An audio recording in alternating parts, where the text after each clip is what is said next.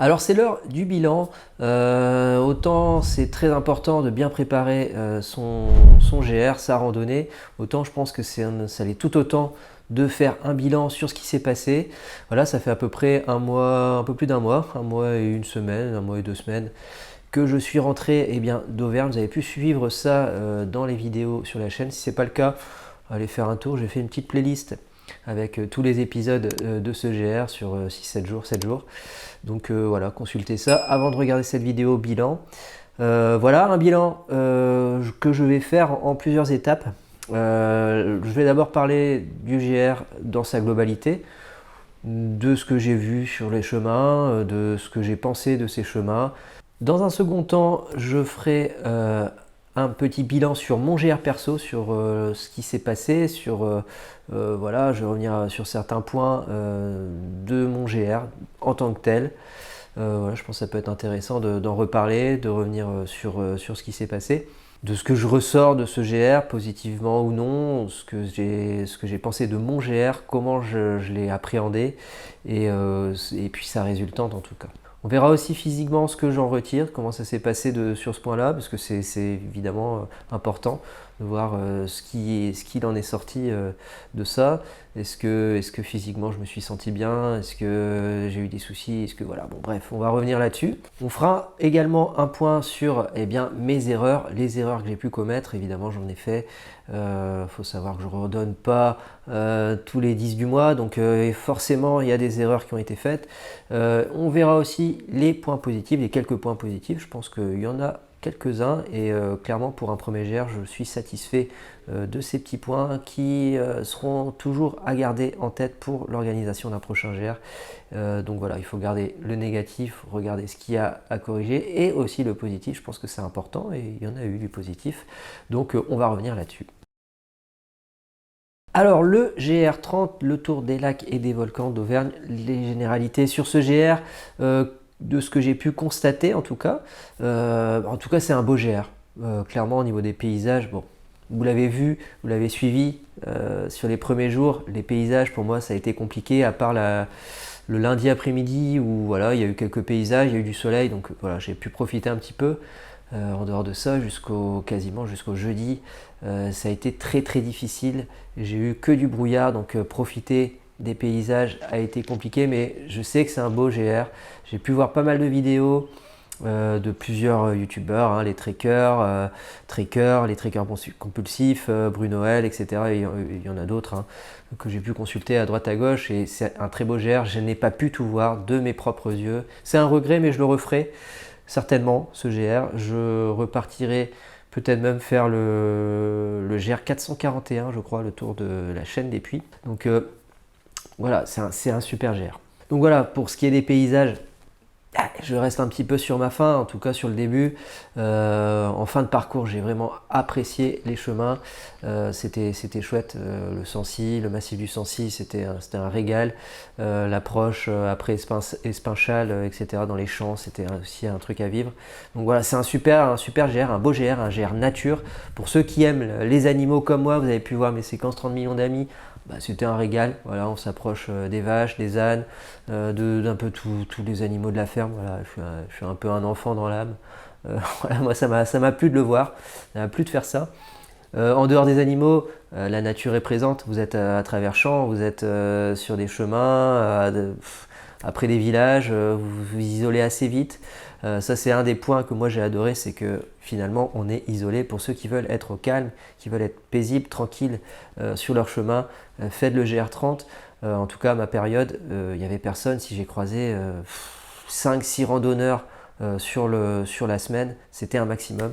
J'ai pas croisé grand monde et ça pour moi c'était important. Moi j'aime bien être tranquille dans mon petit chemin, tranquillou, bilou, je fais mes petits pas, je ne suis pas gêné par telle ou telle personne. Voilà, je fais mon petit bivouac, j'ai pas été gêné en bivouac, donc nickel de ce point de vue-là.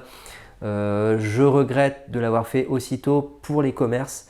Si vous voulez profiter des commerces locaux, des restaurants, des spécialités locales, passez plutôt en juin.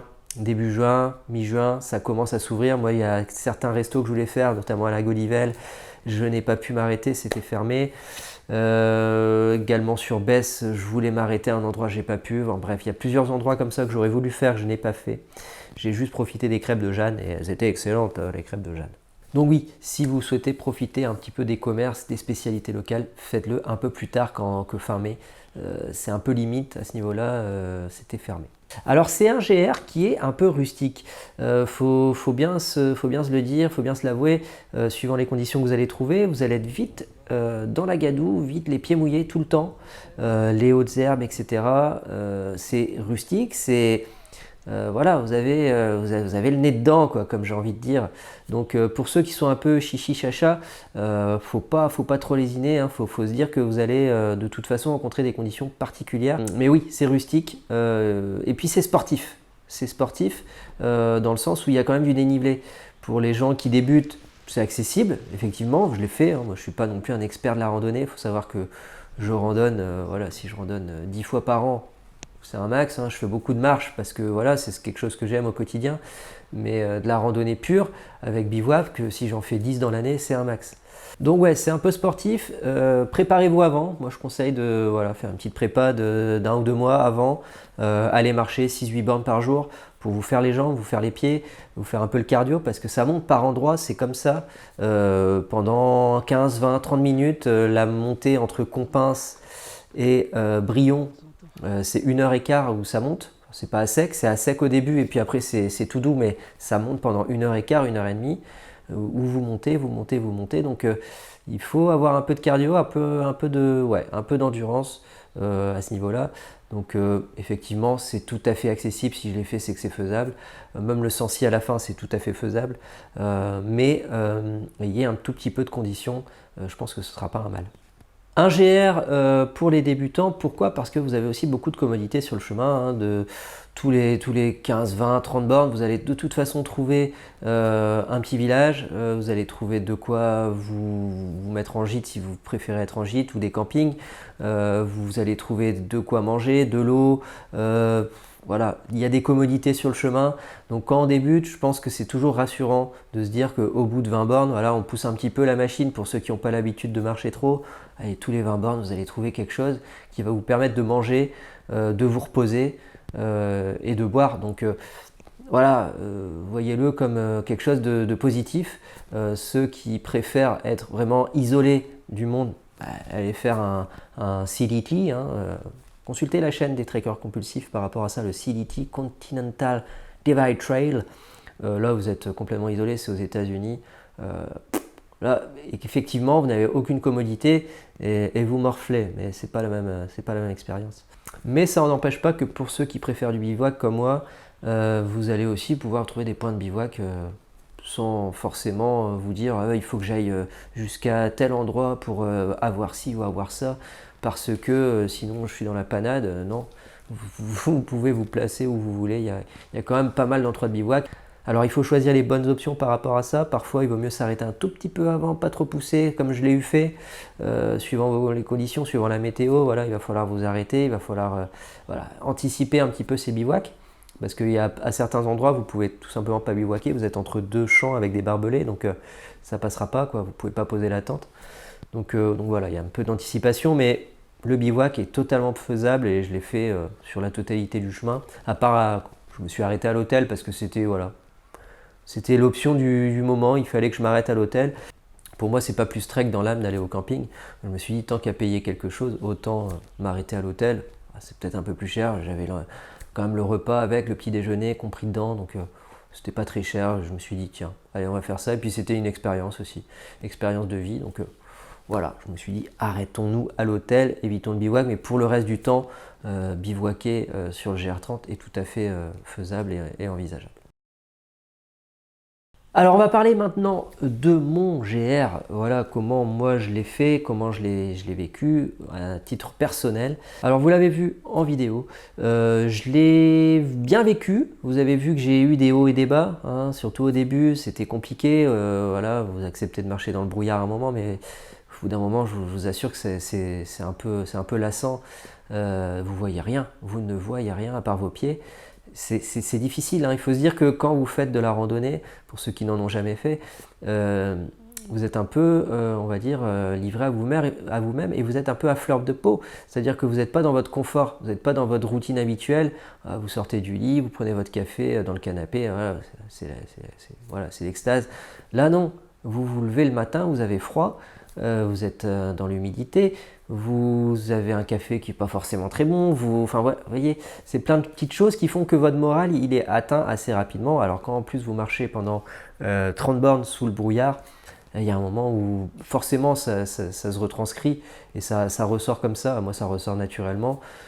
De toute façon, voilà, moi je fais les vidéos comme je le sens, elles ressortent comme elles sont, il n'y a pas de filtre.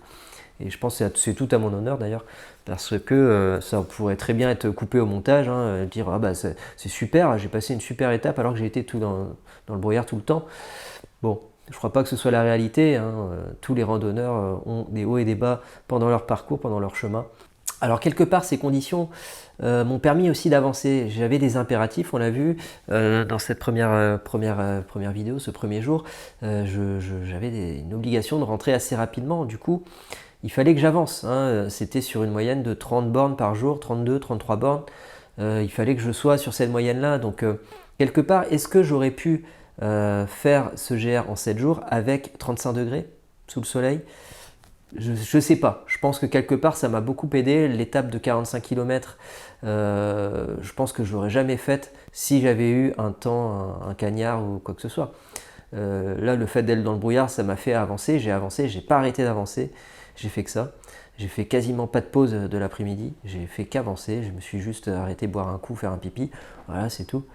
Donc ouais, il faut se le dire, je critique ces conditions météo, mais au final, elles m'ont beaucoup aidé pour avancer et j'en avais besoin du fait de mes impératifs.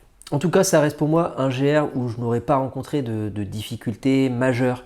J'aurais lutté par moments, surtout les 2 premières étapes physiquement, c'est pas évident de se mettre en jambes, surtout que voilà, on l'a vu, hein, je reviens un petit peu là-dessus, je n'avais pas dormi de la nuit, j'avais travaillé la veille, je m'étais levé l'avant-veille à midi, donc dites-vous bien qu'avec 30 heures d'éveil, partir pour faire un 900D+, en 16 bornes sur la première étape, c'était coton. Alors je ne le conseillerais pas et je ne le referai jamais. Je referai jamais ça. Je pense que si je dois reprendre la route avant de faire un GR, je m'arrêterai la première nuit et je partirai au matin à la fraîche et reposer parce que c'est trop compliqué, c'est même peut-être un peu dangereux. Et puis bon, c'est pas une bonne expérience. Quelque part, je suis content de l'avoir fait, je suis content d'être parti comme ça. Voilà, je l'ai fait comme c'est venu en fait, mais je le referai pas comme ça c'est certain.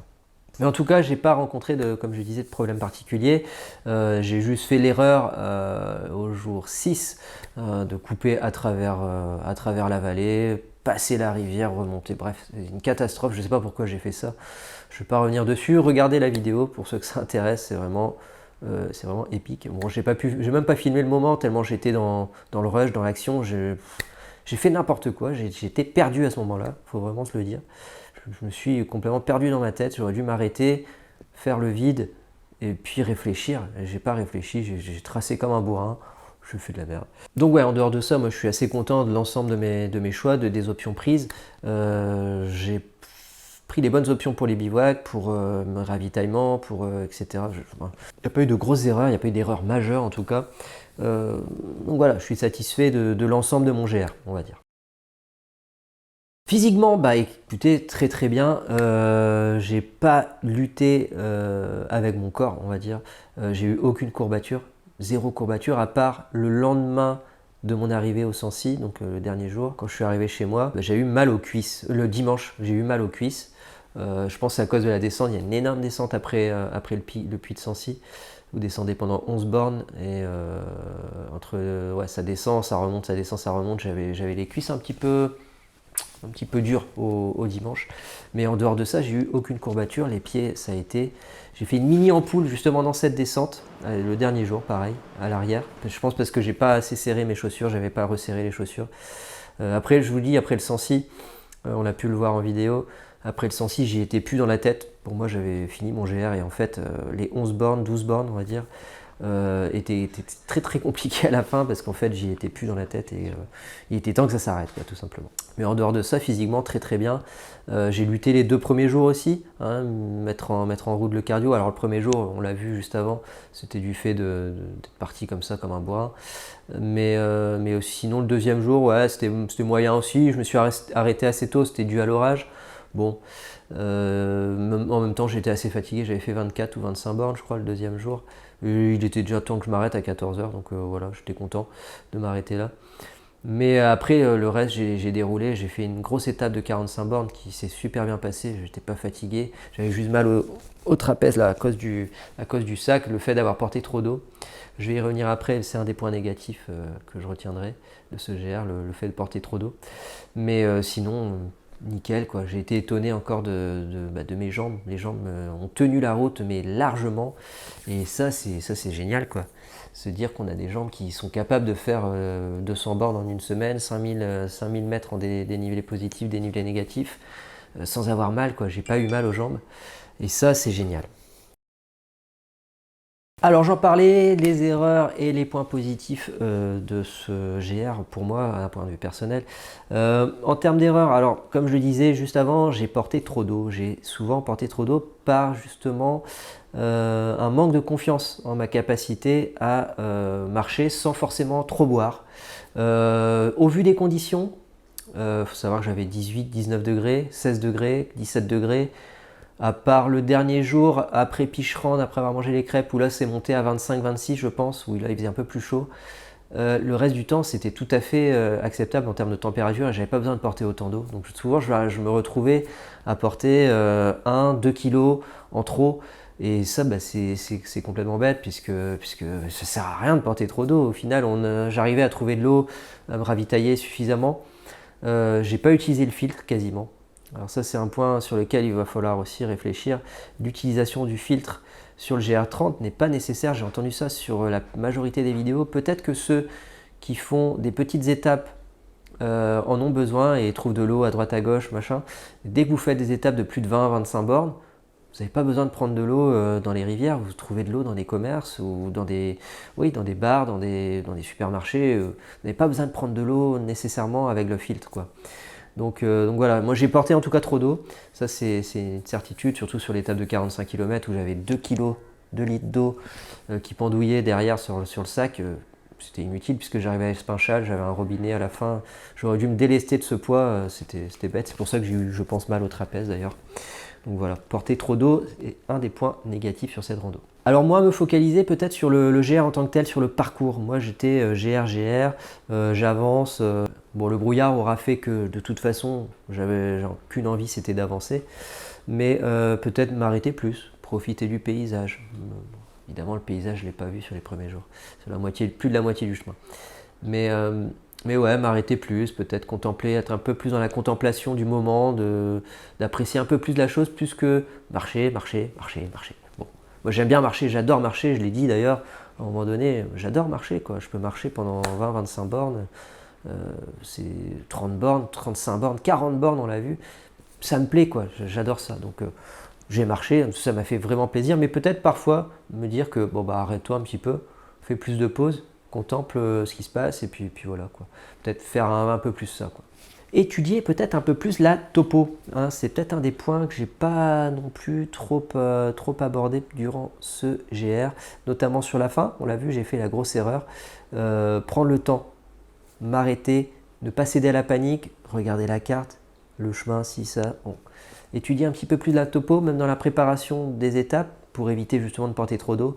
Regarde ta topo, regarde où ça monte, où ça descend. Voilà, c'est peut-être un des points qu'il faudrait que je mette en avant pour anticiper justement et préparer au mieux ces étapes. Et donc j'en viens au point lié à ça, c'est avoir un appareil de données un peu plus précis, savoir que moi je fais tout au téléphone en termes kilométriques et c'est pas fiable du tout. Il faut savoir que l'étape, par exemple celle de 45 km, elle m'indiquait 53 km de fait le jour même.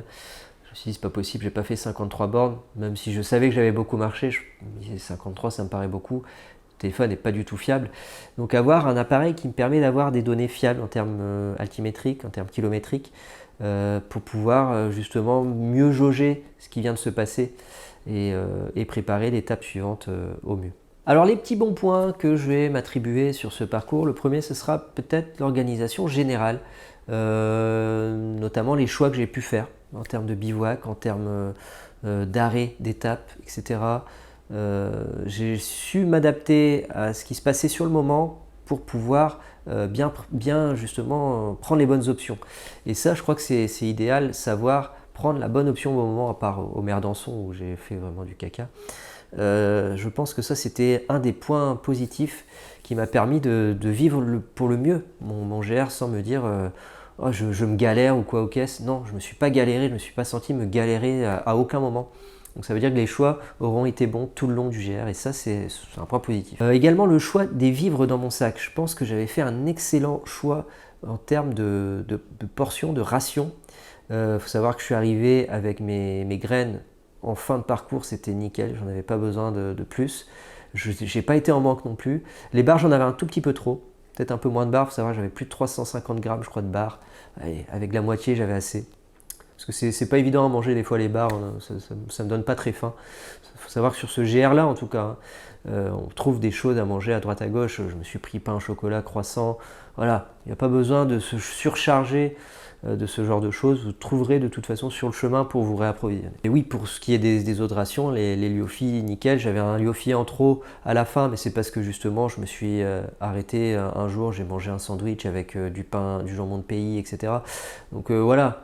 Si je ne m'étais pas arrêté, j'aurais eu suffisamment de rations. C'était juste ce qu'il fallait, quoi.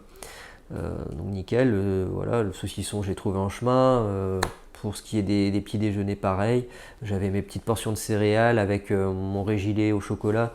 Parfait, c'était juste ce qu'il fallait. Je suis arrivé au pied du Sancy, j'étais assez léger en nourriture justement, parce que tout était mangé quasiment.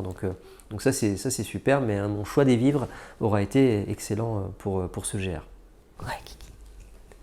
Pour le matériel, pareil, je pense que c'était un bon point au niveau des choix de matériel, à part le parapluie, mais j'y reviendrai dans une vidéo, après celle-ci normalement, je vous ferai une vidéo sur les tops et les flops, 3 objets top, 3 objets flop de cette rando, et je pense que le parapluie en fait partie, c'était un flop. Mais en dehors de ça, tout le reste aura été excellent. Le choix des paires de chaussettes, les t-shirts, le hoodie notamment, Mons Royal, je vais en faire une vidéo également. Ça c'est génial à avoir. Acheter ça, c'est vraiment top. Mais bon, j'y reviendrai dans une vidéo. Mais le choix matériel dans l'ensemble aura été bon. Couchage, j'ai pas eu froid dans la tente. Le matelas, je ne me suis pas senti dérangé à dormir sur le matelas mousse, hein. J'avais pas de matelas gonflable, juste le matelas mousse. Ça m'a plu, ça s'est bien passé, quoi. Donc ouais, le choix du matériel aura été bon dans l'ensemble. Le sac nickel, les chaussures top, pareil, j'en ferai une vidéo, les chaussures, les Altra, Lone Peak. Si ce n'est, j'ai pas parlé de ça dans la partie physique, j'ai eu un petit souci arrivé après mon étape d'espinchage, j'avais une petite douleur au talon.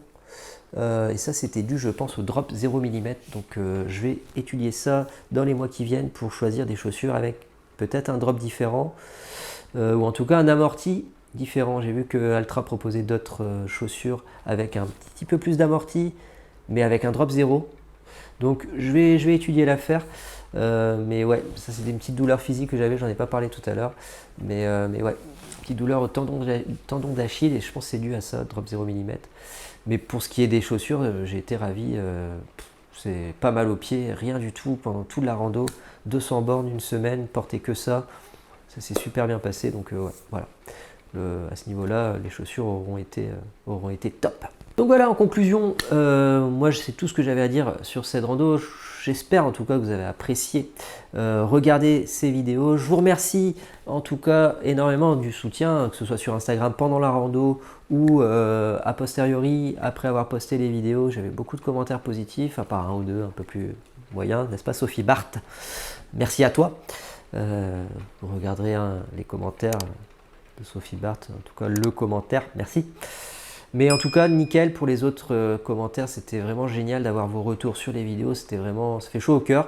Faut savoir que moi la rando, je la fais pour moi avant tout, je laisse une trace, pour ça que ça s'appelle Trace la chaîne, vidéo de tout ça pour partager l'expérience, pour peut-être que vous y retrouviez quelque chose à apprendre, peut-être quelque chose à en retirer, peut-être pour vos propres randos. Je l'ai indiqué dans la description de chaque épisode, je ne suis pas un expert randonnée. Si je randonne 10 fois dans l'année, c'est un maximum, depuis 2 ans ou 3 ans. 3 ans peut-être. Donc voilà, je suis pas dans la démonstration, je suis pas dans l'expertise comme je le dis. Moi je propose mon aventure que je filme. Je vous la donne comme ça, brute, en vidéo, sans filtre, avec les joies, les peines, les difficultés, voilà. C'est mis comme c'est. Après, vous en faites ce que vous voulez, mais voilà, au moins j'ai l'honnêteté de le montrer en vidéo et à vous après d'en faire le tri par rapport à vos envies. Que vous fassiez en tout cas 10 km, 15 km, 30 km, à vous d'organiser après votre GR. Moi, je vous ai montré le GR comme tel, je vous ai donné beaucoup d'infos. À chacun de vivre son aventure. Chaque pas qu'on fait, on le fait pour soi avant tout, comme je disais. Et ça, c'est important. Faites-le pour vous, faites-le à votre manière. Je l'ai fait à ma manière. Je me suis senti bien à le faire de cette façon. Et ça, c'est l'essentiel. Voilà, moi j'ai tout laissé en tout cas sur le chemin. J'ai laissé des traces en vidéo. Voilà, donc à vous maintenant de faire votre GR30. J'espère en tout cas avoir été complet sur ce GR30. Je reviendrai, comme je disais tout à l'heure, sur les tops et les flops matériels par rapport au GR30, sur mes choix en tout cas. Et puis voilà, on aura fait la boucle sur ce GR30 qui est fort agréable à faire. Donc voilà, la boucle est bouclée, comme je le disais. À vous maintenant de foncer, faire votre GR30. Je vous remercie encore une dernière fois pour votre soutien et vos commentaires, vos petits messages, vos petites attentions. C'était génial. Moi, je reviens où je ne sais pas quand, je ne sais pas, mais on va se retrouver très bientôt pour une vidéo. D'ici là, lève-toi et marche. Hein. C'est l'essentiel, vous l'avez compris, grâce au GR30. Foncez, marchez, faites des kilomètres, profitez de la nature, faites vos aventures à votre façon. Et voilà. Allez, salut!